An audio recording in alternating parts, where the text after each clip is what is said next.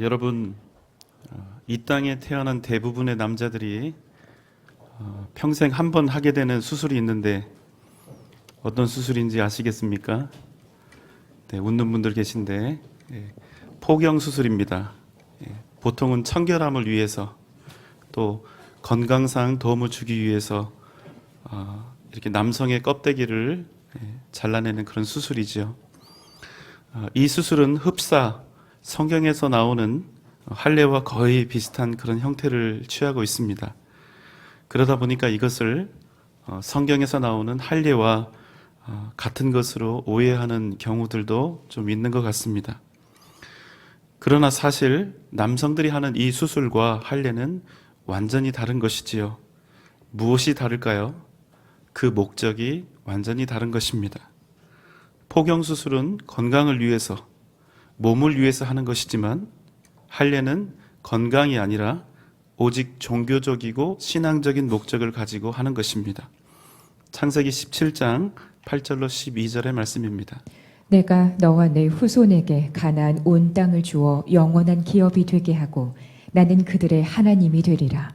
하나님이 또 아브라함에게 이르시되 그런즉 내 언약을 지키고 너희 중 남자는 다 할례를 받으라. 이것이 나와 너희와 너희 후손 사이에 지킬 내 언약이니라. 너희는 포피를 베어라. 이것이 나와 너희 사이의 언약의 표징이니라. 네, 할례는 남성의 포피를 절제하는 의식입니다. 하나님과 아브라함 사이에 언약의 징표로 하나님께서 직접 제정하신 의식이지요. 이 때문에 이스라엘 백성, 또 하나님께 속한 백성이 사내 아이를 낳게 되면 그 누구라 할지라도 낳은 지 8일 만에 할례를 행했습니다.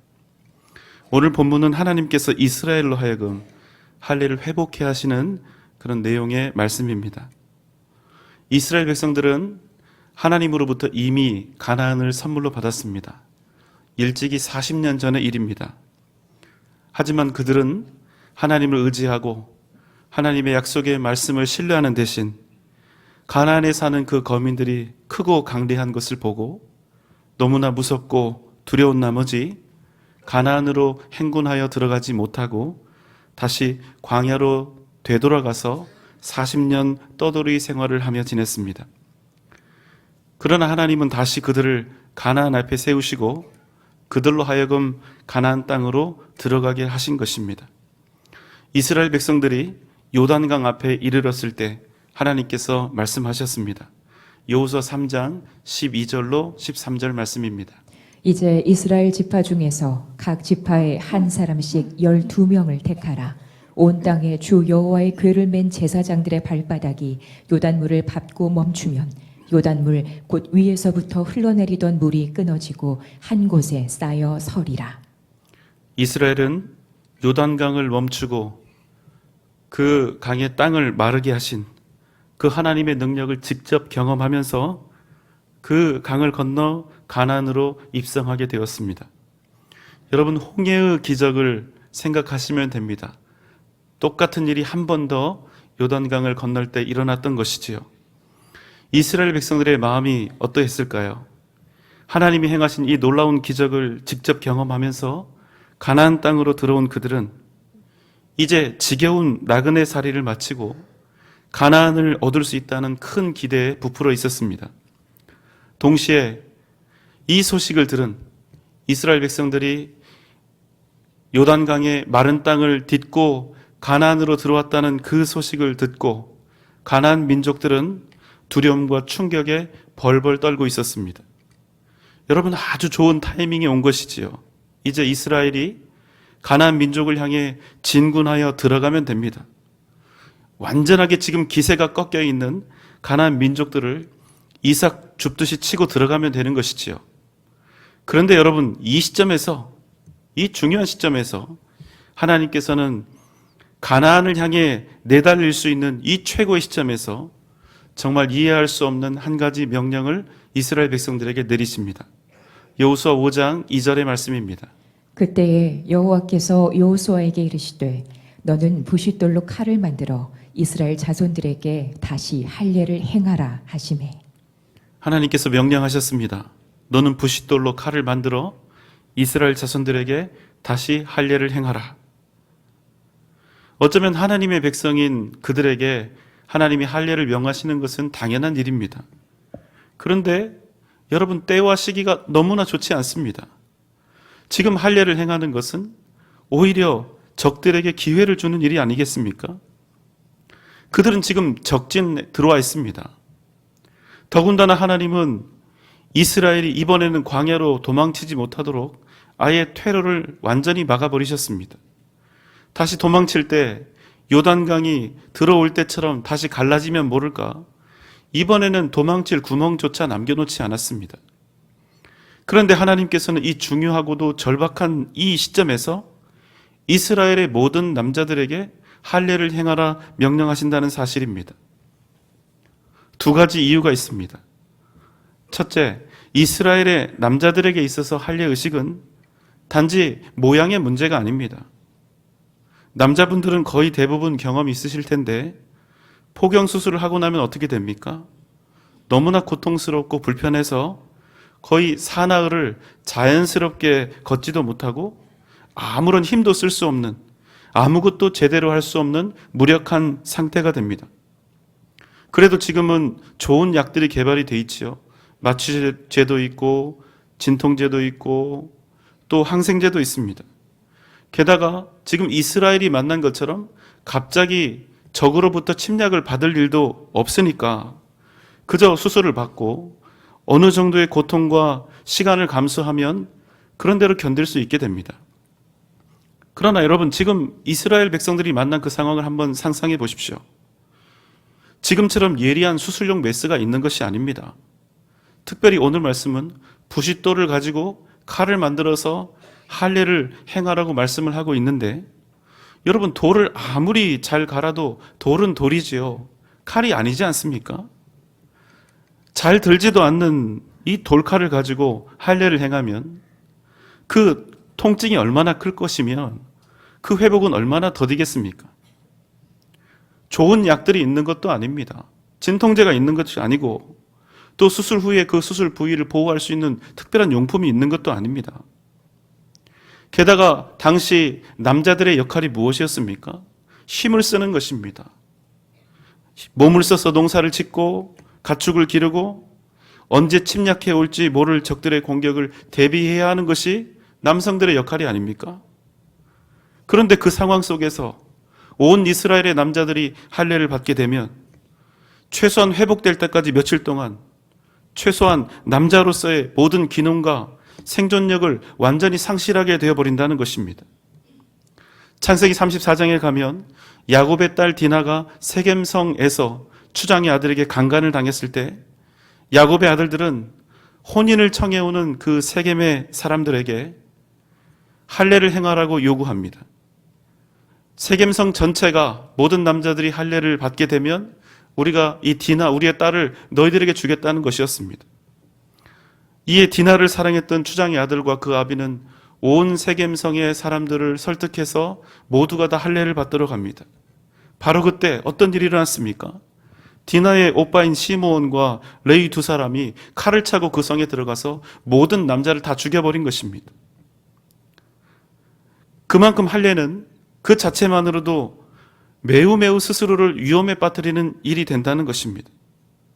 그런데 하나님께서는 지금 이 위험한 시점에 이스라엘을 향해서 할례를 명령하고 계신다는 사실입니다. 이스라엘 백성들에게 있어서 할례는 또 다른 이 두 번째 의미를 갖습니다. 이제는 우리가 고자가 되었습니다. 더 이상 우리에게는 생식의 기능이 없습니다. 만약 우리가 앞으로 대를 잇고 민족을 이루고 나라를 얻게 된다면 그것은 우리의 힘과 능력이 아니라 오직 하나님의 은혜로 이루어진 것입니다. 바로 그것을 고백하는 것이지요. 아브라함은 75세가 되도록 자식을 출산하지 못했습니다. 아브라함뿐만 아니라 그의 아내 사라 또한 더 이상 아이를 가질 수 없을 만큼 나이가 들었습니다. 바로 그때 하나님이 아브라함에게 할례를 명령하셨습니다. 여러분 한번 생각해 보십시오. 자식을 평생 낳지 못한 그 마음의 상처를 가지고 있는 사람에게 오히려 남성의 일부를 더 잘라내라고 이렇게 하는 것은 자신이 완전한 고자이며 불능자라는 사실을 아예 빼도 박도 못하게 낙인 찍는 것이나 다름이 없는 그런 주문이 아니겠습니까? 그런데 여러분, 그럼에도 불구하고 아브라함이 하나님의 그 명령에 순종하니 어떤 일이 일어났습니까? 아브라함이 100세의 아들 이삭을 얻게 된 것입니다. 가장 절망적인 육체였고 가장 무력해진 그때 결코 생명을 얻을 수 없는 그에게 인간으로서 가질 수 있는 모든 소망이 다 끊어져 버린 그때, 그럼에도 불구하고 아브라함의 그 입술은 하나님은 하실 수 있다는 그 고백을 할 수밖에 없게 만들었다는 것입니다. 생명의 근원이 오직 하나님께 있다는 사실, 하나님께서 모든 인간의 생사화복을 주관하시며 인도하시는 주권자라는 사실을 할례를 통해서 알려주신 것입니다. 모든 절망과 불가능 속에서도 그래도 우리에게는 하나님이 계시기 때문에 여전히 소망이 있다. 우리가 변함없이 하나님을 의지하면 우리는 반드시 승리하게 될 것이다. 나는 100세의 아들을 얻었다. 나의 인생의 어떤 불가능과 무지함과 연약함 속에 있다 할지라도 하나님은 죽어있는 인생들을 다시 살리시고 절망 속에 빠진 인생에게 소망이 되신다는 사실을 할례를 통해 하나님은 잊지 않도록 자신의 백성들에게 심어주셨던 것입니다. 그런데 여러분, 지금 가나안에 들어온 이스라엘 백성들이 광야 40년의 생활 동안 할례를 전혀 행하지 않았습니다. 여호수아 5장 4절로 5절의 말씀입니다. 여호수아가 할례를 시행한 까닭은 이것이니 애굽에서 나온 모든 백성 중 남자 곧 모든 군사는 애굽에서 나온 후 광야길에서 죽었는데 그 나온 백성은 다 할례를 받았으나 다만 애굽에서 나온 후 광야길에서 난 자는 할례를 받지 못하였습니다. 할례는 하나님과 당신의 백성 사이에서 행하는 언약의 징표입니다. 그래서 할례는 너무나 중요한 것입니다. 그런데 광야에서 태어난 이스라엘 사람들은 할례를 전혀 받지 못한 상태였다는 것이지요. 그래서 하나님께서 할례를 행하라고 명령하실 수 있습니다. 순종해야죠. 그런데 여러분, 타이밍이 너무나 지금 좋지 않은 그런 시기가 아닙니까? 만약 여러분이 지금 이스라엘 백성이고 적진에 들어온 상황에서 하나님이 명령을 하시는데 전쟁 준비가 아니라 할례를 행하라는 명령을 우리가 하나님으로부터 받는다면 여러분은 어떻게 하시겠습니까? 할례가 중요한 것 인정합니다. 아무리 그래도 지금 이 시점에서 할례를 받는 것이, 할례를 행하는 것이 내 가족과 내 민족의 목숨을 지키는 것보다 여러분 더 중요할 수 있을까요? 여러분 한번 고민해 보시지요. 할례가 먼저입니까? 하나님의 말씀대로 할례를 먼저 행하는 것이 옳습니까? 아니면 전쟁에서 살아남는 내 인간적인 방법을 생각하는 것이 옳습니까? 여러분, 우리에게 하나님이 원하시는 삶을 사는 것이 우선입니까? 아니면 세상에서 잘 생존하는 것이 우선입니까? 여기에 우리의 어려움이 있는 것입니다. 우리의 마음으로는, 우리의 신앙 고백으로는 하나님의 말씀에 순종하는 삶을 살아야 하기 때문에 명령하신 대로 할례를 행해야 한다고 하지만 이 땅에서 살고 있는 우리의 또 다른 마음은 그래도 일단은 먹고 살아야지라는 그 외침이 더 크게 우리를 짓누르는 일들이 많이 있다는 것입니다. 사랑하는 여러분, 한번 고민해 보십시오. 이스라엘 백성들이 가나안을 향해 나아갈 수 있었던 이유, 이스라엘이 전혀 자신들과는 싸움의 상대조차 되지 못할 크고 높은 성과 수많은 가나안의 민족들을 정복할 수 있었던 이유는 그들이 가진 스스로의 힘이었습니까? 아니면 하나님의 능력이었습니까? 여러분 잊지 마십시오.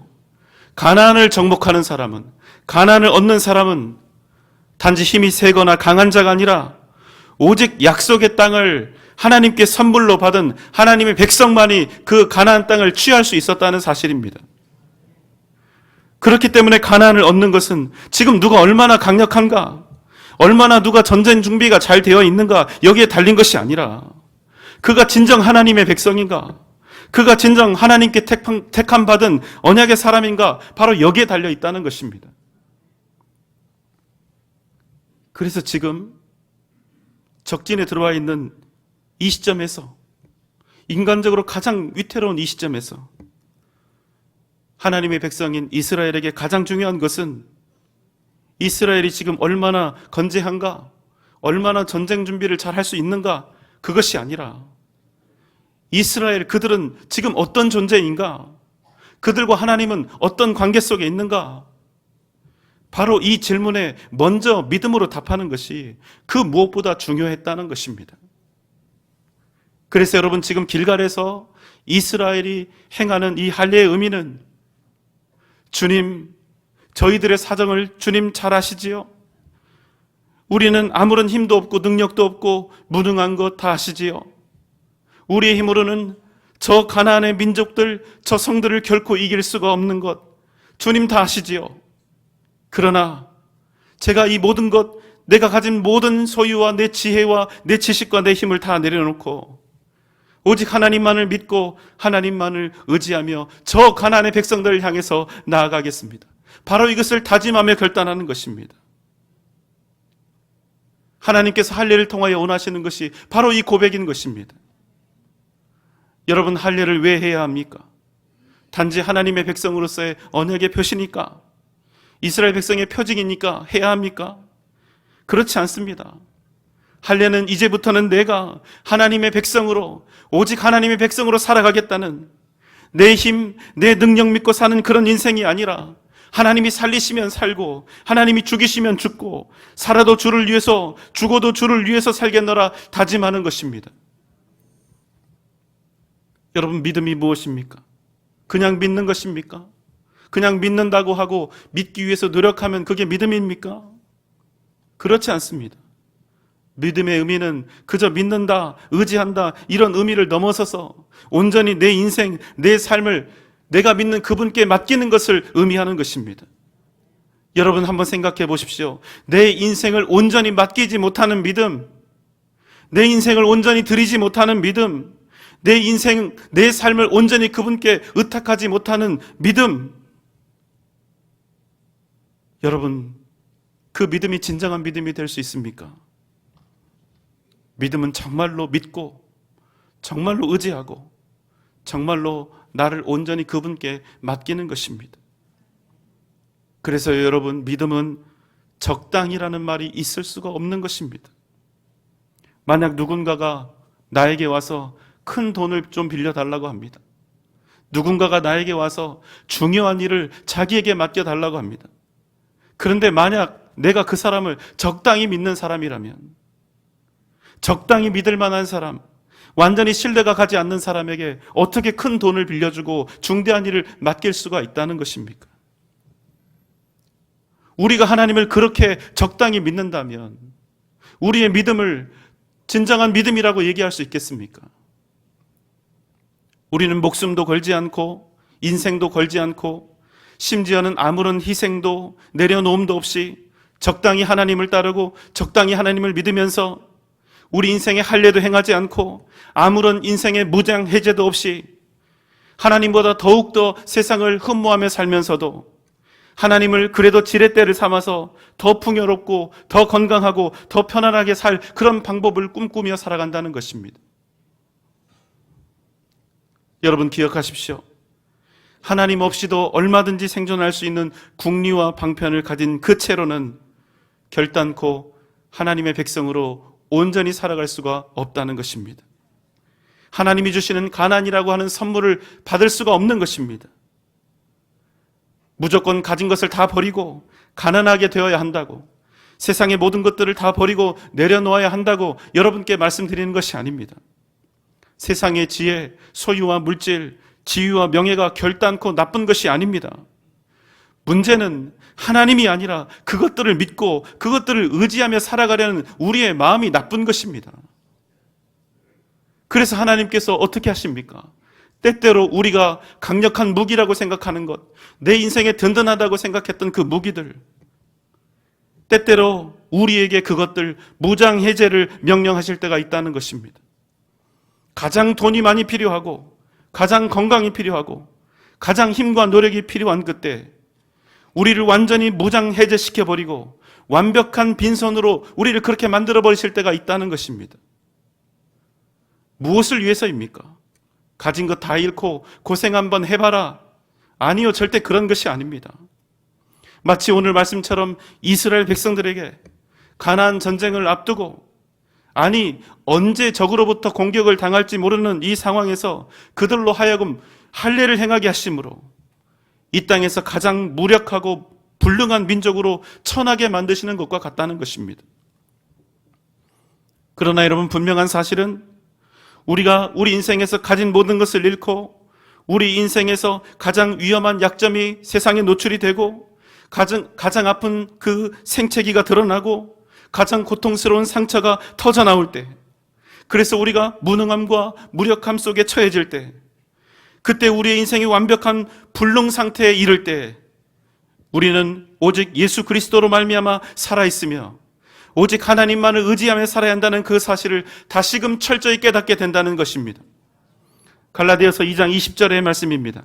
내가 그리스도와 함께 십자가에 못 박혔나니 그런즉 이제는 내가 사는 것이 아니요 오직 내 안에 그리스도께서 사시는 것이라. 이제 내가 육체 가운데 사는 것은 나를 사랑하사 나를 위하여 자기 자신을 버리신 하나님의 아들을 믿는 믿음 안에서 사는 것이라. 아멘. 하나님은 우리로 가끔씩 우리 인생의 무기들을 무장해제시키시고 오직 하나님만을 의지하며 다시금 새롭게 진정한 믿음의 사람으로 거듭나기를 바라십니다. 단지 몸에 할례를 행하는 것으로 끝나는 것이 아니라 진실로 그 마음의 중심이 하나님께 돌아와 오직 하나님께서 주시는 힘과 능력으로 다시 일어나 사람의 역사가 아니라 하나님의 역사를 이루는 믿음의 사람으로 승리하기를 원하신다는 것입니다. 전쟁 준비보다 더 중요한 것, 지금 이스라엘 백성들에게 군사력보다 더 중요한 것은 먼저 하나님과의 관계를 다시 견고히 하는 것입니다. 우리 인생에서 많은 일들을 만납니다. 그러나 그 문제들을 풀어나가는 일보다 더 중요한 것은 하나님 앞에 우리가 먼저 바로 서는 것입니다. 문제가 아니라 그 모든 문제를 능히 풀어내실 유일한 주권자 앞에 우리가 엎드리며 진실하게 나아가는 것입니다. 사랑하는 여러분, 우리는 그래서 날마다 영적인 할례를 주님 앞에 하며 나아가야 합니다. 내 삶의 주인은 오직 하나님이십니다. 내가 사는 것은 나를 위하여 생명조차 아끼지 않으신 우리 주님 예수 그리스도를 믿음으로 사는 것입니다. 바로 이 고백을 날마다 주님 앞에 행하며 나아가는 것입니다. 할례는 나의 능력 대신, 나의 영원한 능력 대신 하나님, 우리의 구주 되신 예수 그리스도를 향한 그 마음의 다짐을 내 몸에 영원히 지워지지 않는 흔적으로 남기는 것입니다. 그리고 그것을 볼 때마다 내가 누구인지, 내가 누구의 백성이며 누구를 의지하며 살아야 하는지를 확인하고 또 확인하는 것입니다. 나는 불능자이다. 나는 무력한 자이다. 그래서 나는 오직 하나님만을 의지하며 살아갈 수밖에 없는 그런 사람이다. 이제 이스라엘 백성들이 할례를 행하게 됩니다. 그래서 온 이스라엘에게 최소한 사나흘 동안은 상당한 극심한 통증 속에서 지내게 될 것입니다. 또한 완벽한 전투력의 상실, 무능력을 경험하게 될 것입니다. 말로는 표현할 수 없는 위태로운 상황에 스스로 처해지게 될 것입니다. 믿음으로 행한다 하지만 그럼에도 불구하고 이스라엘 온 백성이 실제로 만나게 될 현실이 바로 이렇습니다. 여러분, 솔직히 합시다. 성경 말씀대로 하나님 중심, 말씀 중심, 교회 중심으로 사는 일이 세상 관점에서 보면 바보 같은 일이 아닙니까? 이렇게 주일에 교회의 시간을 빼앗기고 몸이 부서지도록 일을 해도 돈 벌기 쉽지 않은 이런 세상 속에서 그렇게 어렵사리 번 돈을 헌금이라고 교회에 드리고 피곤하고 바쁜데 끊임없이 봉사하고 평생 나 중심으로 살 수 있는 것이 아니라 하나님 중심의 삶을 살며 항상 끊임없이 헌신하고 내려놓는 그런 삶을 사는 것, 우리가 소위 생각하는 이 믿음의 길, 한 가지는 분명하지 않습니까?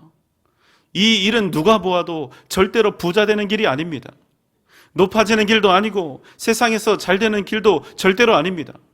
여러분, 그렇지 않습니까? 그런데 이스라엘이 믿음으로 결단을 내립니다. 하나님이 말씀하신 대로 부싯돌을 갈아서 거친 칼을 만들고 그 무딘 칼로 자신들의 껍질을 베어내는 이 극심한 고통의 할례를 행했다는 사실입니다. 도대체 그들은 어떻게 이런 바보 같은 결단을 내릴 수 있었던 것일까요? 그것은 유일하고도 위대한 능력이 자신의 몸과 자신의 힘과 소유에 있는 것이 아니라 살아계신 하나님께 있다는 사실을 그들이 믿었기 때문인 것입니다. 여러분, 기억하십시오. 하나님 앞에서 행하는 우리 인생의 할례, 우리 인생의 무장해제, 이 세상을 내가 다 가진다 하여도, 아무리 내가 부유하고 힘이 있다 하여도 나는 오직 주님만을 믿고 섬길 수밖에 없다는 이 완벽한 인생의 무장해제, 이러한 우리 인생의 할례가 진정한 승리를 위한 가장 위대한 준비라는 사실을 여러분 꼭 기억하시기 바랍니다. 이스라엘은 길갈에서 이 위대한 할례, 이 위대한 믿음의 고백으로 위대한 기적과 놀라운 역사를 이뤄가는 위대한 민족이 되었습니다. 하나님께서는 할례의 그 기간 동안 가나안의 그 누구도 이스라엘을 향해 일어나지 못하도록 하셨으며, 그들은 그 상처가 아물자마자 곧바로 가나안의 최고 난공불락의 요새였던 여리고성을 향해서 힘차게 진군에 들어갔습니다. 거기서 무엇을 했습니까? 거기서도 역시 하나님을 믿고 따랐습니다. 다시금 그들에게 떨어졌던 어리석은 명령, 바보 같은 명령, 그저 그 성을 매일 한 번씩 돌라는 그 명령에 순종했을 뿐입니다. 길갈에서 행했던 그 바보 같은 할례의 순종, 그 믿음을 이어서 또다시 겸손히 순종했던 것입니다. 자신들의 생각과 지혜, 힘과 능력을 다 내려놓고 말도 안 되는 명령처럼 보이는 하나님의 말씀, 그 일, 그저 성 주위를 돌고 또 돈 것입니다. 그러자 여러분, 무슨 일이 일어났습니까? 손에 무기조차 들지 않고 피 한 방울 묻히지 않고 큰 성 여리고를 그들이 얻게 된 것입니다. 여러분, 이스라엘 백성들이 지금 행하는 길갈에서의 할례의 의미는 무엇입니까? 그것은 하나님의 기적을 만들어내는 이스라엘의 첫 번째 단추였던 것입니다. 잊지 마십시오. 우리는 인생의 할례 없이 진정한 이스라엘, 진정한 하나님의 백성으로 살아갈 수가 없습니다. 우리는 날마다 나는 하나님만을 의지하며 살아갈 수밖에 없는 불능자라는 이 할례의 고백 없이 우리는 진정한 주님의 사람으로 살아갈 수 없다는 것입니다. 사랑하는 여러분, 여러분의 인생에서 날마다 할례를 행하시는 은혜가 있기를 소망합니다. 그리고 오직 하나님만을 의지하시는 복된 인생을 살아가십시오. 혹 여러분의 인생에 닥친 상처와 아픔과 고통이 있거든 그것들이 믿음으로 사라질 때까지 인내하며 또 주님을 의지하십시오. 우리가 인생 살아가는 동안 무장해제를 당할 때가 있습니다. 그러나 우리 인생의 무장해제는 진정한 승리를 위한 가장 위대한 하나님의 준비가 된다는 사실을 여러분 꼭 기억하시기 바랍니다. 무장해제된 그때를 만나면 우리는 개인적으로 상실과 고통을 맛보게 될 수밖에 없을 것입니다. 그러나 상실과 고통의 그 시간처럼 우리가 여겨질지라도 그 시간은 가나안을 얻기 위한 가장 중요하고도 소중한 준비의 때가 된다는 사실을 여러분 기억하시기 바랍니다. 세상의 헛되고 헛된 소망과 방법을 버리고 오직 주 예수 그리스도를 따라 믿음으로 승리하는 복된 저와 여러분 되시기를 주님의 이름으로 축원합니다. 기도하겠습니다. 사랑과 은혜가 많으신 주님, 나는 하나님을 의지하며 살 수밖에 없는 무력한 자라는 인생의 할례, 인생의 무장해제, 이 믿음의 고백으로 날마다 거듭나며 새로워지는 은혜를 허락하여 주시고 오직 살아계신 하나님, 전능하신 하나님을 의지함으로 하나님 날마다 하나님의 역사를 이뤄가는 위대한 믿음의 사람들 다 되게 하여 주옵소서. 예수님의 이름으로 간절히 기도하옵나이다. 아멘.